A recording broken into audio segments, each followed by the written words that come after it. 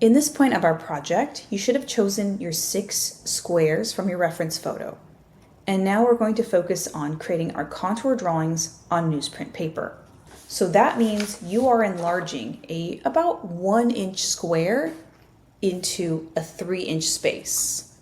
Now for this section, we are making contour drawings only, no shading, just create outlines. Now you have to decide if you want your composition to be vertical or portrait style, or if you want it to be horizontal, which we call landscape.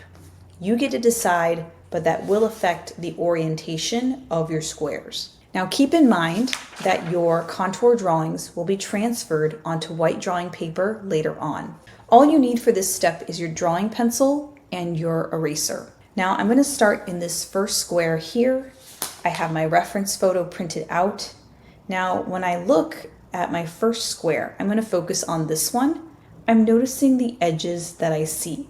I'm not just going to draw the outline of the different shapes. I'm also going to draw the outlines of the areas of value, because that will help me later when I get to shading. Now, if you do have a moment where you're like, wait, I don't really want to start with that square, you could choose a different square to start with.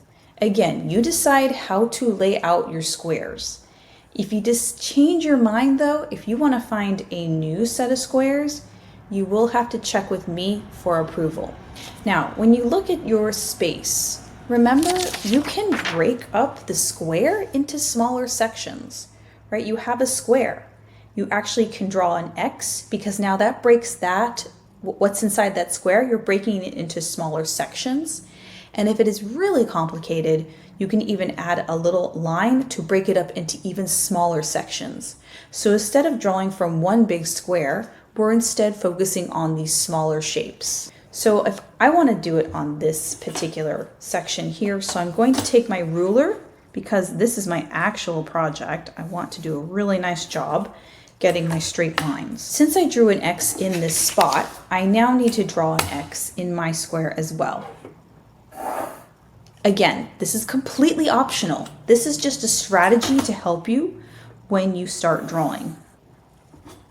It makes it more manageable. So what I see here, I'm going to draw it in here as a contour drawing.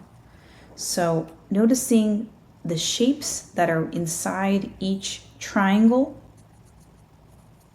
And I'm going to just draw with sketchy lines to start with.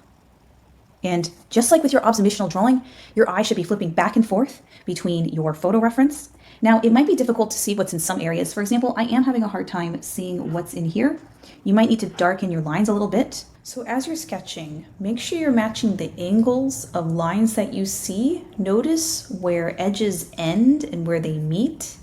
And if you have something in your drawing that's a little fuzzy, like in here, like I can see that there's a change in value, but I had to kind of guess the outline because that'll help me later when I get to shading. So as you're working on your contour drawing, in the back of your mind, just remind yourself you're going to be shading all of these areas of value eventually.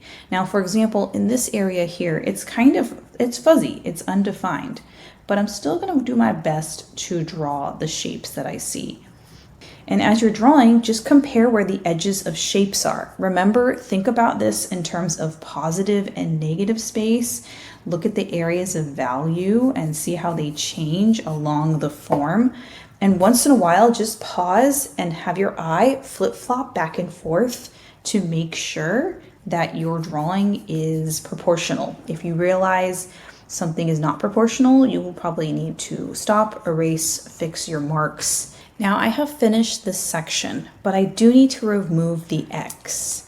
So make sure if you decided to use the X or breaking up your square into any other way, you need to carefully remove it, and you might end up erasing part of your drawing. So make sure you go back and capture those edges that went missing. Now here's my finished square. So now I'm going to move on to the next one. And again, you decide what order. So I'm going to hop over to here and I'm going to do the same method.